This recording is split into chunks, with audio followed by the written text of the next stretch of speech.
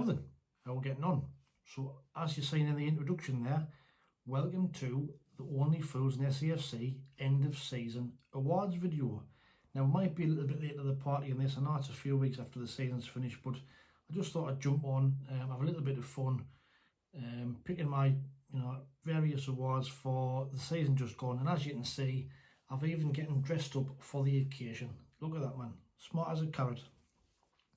But anyway, so what awards have we got? So I've just picked out a few. I've got best goal, best performance, best save, most improved player, young player of the year, and my player of the year. Just all my personal opinions of how the season's gone.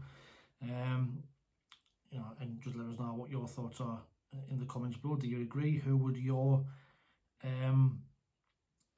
players be for that corresponding award? So just a little bit of fun, a little bit of a fun jokey video at the end of the season. Like I say, it's a bit late, but we'll jump in. So the first award is going to go to goal of the season.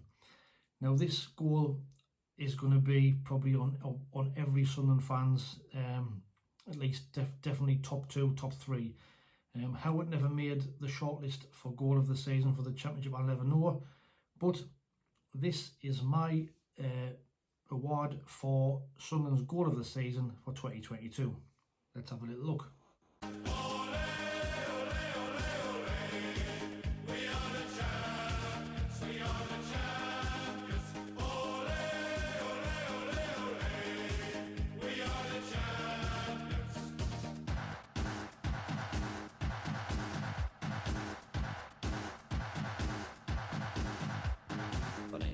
Yes, so as you can see, Jack Clark's fantastic, goal, the team goal against Reading away, a game at the time, was a fantastic result. We just lost Ross Stewart. I think the game before, Ellis Sims got injured in the game. Pat Roberts got 2 goals in the game, and then that just topped things off. From Patterson all the way through with Dan Neil's fantastic cross into the box. Jack Clark, one touch, bottom right hand corner, fantastic goal. Like I say, how it never made goal of the season, I do not know for the championship. It was an absolutely fantastic team goal, and one of many that we scored throughout the season last year. So I'm guessing you might agree, but if you've got a different one, please drop it in the comments below. The next one is going to go to save of the season. Obviously Anthony Patterson played every game, every league game last season. So, and he made various top class saves during last year. But this is my save of the season, Anthony Patterson against QPR away. Let's have a little look.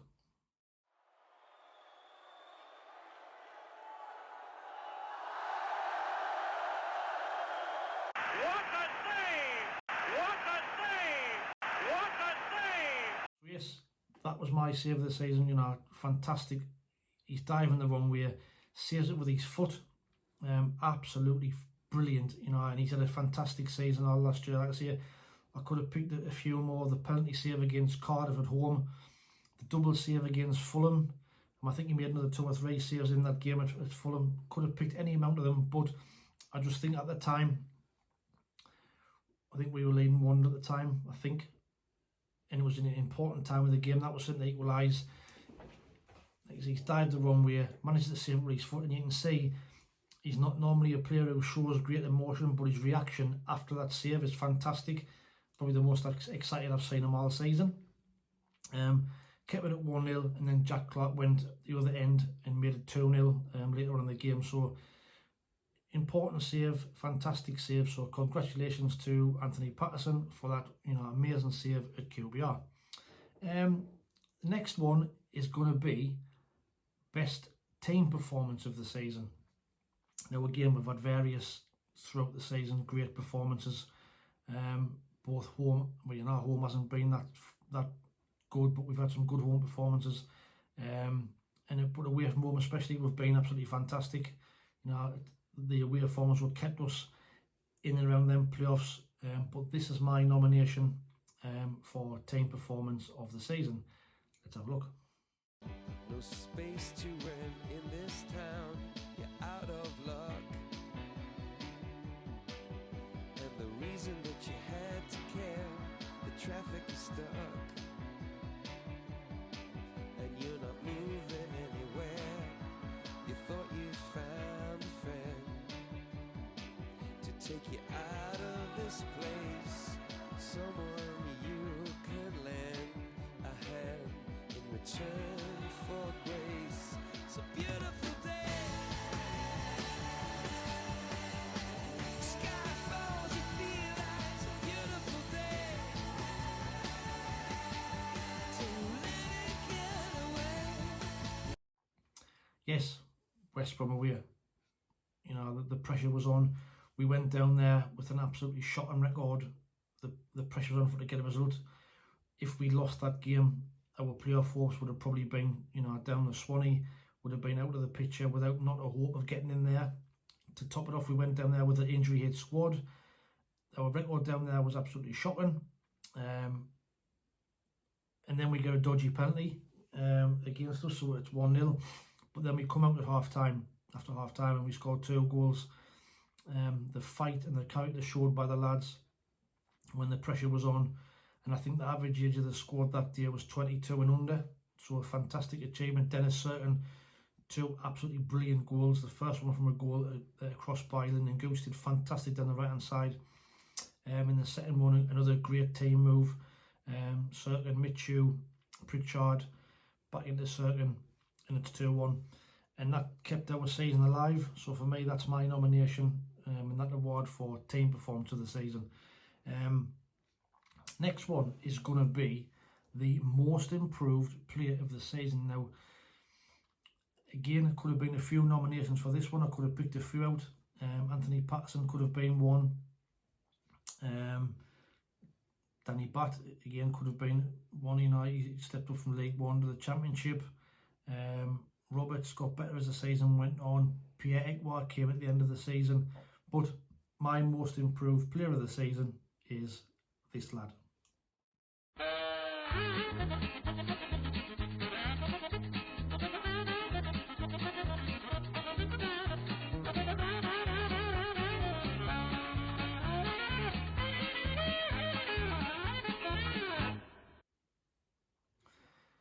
Yes, Luke O'Nien. So, you know, I know it's a bit of a funny video, but if you remember the end of last season or the season before, when we got promoted, there was a lot of questions around, could Luke O'Nien, you know, step it up to the Championship? Would he make it? Would he be good enough? And there was quite a lot of reservations around that.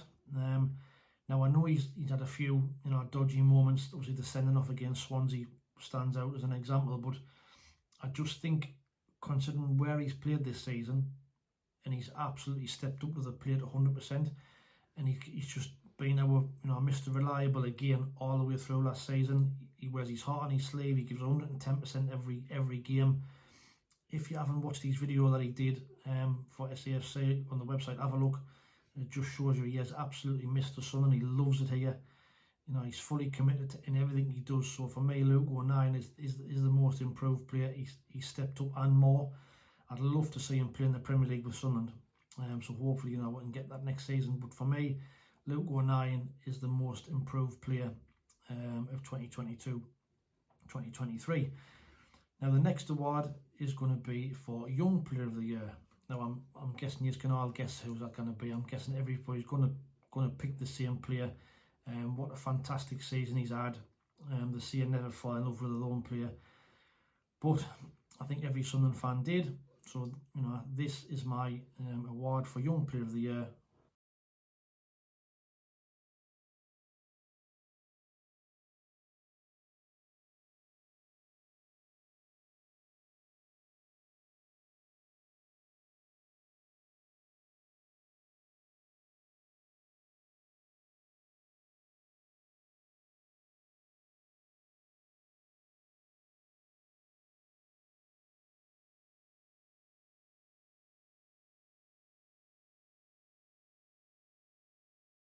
Was Amad Diallo. Now, I could have picked out any one of his probably 14 goals he got last season because they were all top draw. But that one against Luton in the playoff semi-final at at the time. What an absolutely fantastic goal! And if you've seen Tony Mowbray's reaction to that, even he liked it, But what an absolutely fantastic season he's had. Bit of a slow start, but dear me, we're talking about a main man and being our kind of talisman since Ross Stewart and Ellis Sims being out the side. Absolutely fantastic, and I know there's rumours that we might be going to get him back. I very much doubt he'll come back. I think he would come back given the chance, but I just see him going to a lower Premier League side or even abroad. I think there's talks of Feyenoord being after him, Everton, Burnley. But dear me, if we could get him back, I would absolutely love that, along with every Sunderland fan that goes to the games. I mean, dear me, what a player. So that's, young player of the year for me by a million mile. Amad Diallo. Secondly could have been Jack Clark as well. Like I said, Jack Clark, fantastic season. But Amad for me was head and shoulders the young player of the year. And finally, the final one from me is going to be player of the year. Now, again, Amad could have gotten that, but I went for somebody slightly different who I thought being just as important at the other end of the pitch. So this on the screen, I couldn't find any good video footage, but on the screen is my player of the season, Danny Batth, being an absolute rock in the centre half position, considering the injuries that we've had. Dan Ballard injured, Bailey Wright went out on loan, and he's had Luke O'Nien play alongside him, he's had Trey Hume play alongside him, he's had Dennis Serkin play alongside him. In every game, he's been Mr. Consistent. I think he made a couple of errors. The Cardiff, he gave the penalty away against Cardiff, didn't he, at home, which Patterson saved. But apart from that, he's been an absolute rock. He's marshalled the defence. He's talked the young lads through games. When we missed him at the back end of the season when he got injured. So for me, Danny Batth, well done. Absolutely credit to yourself.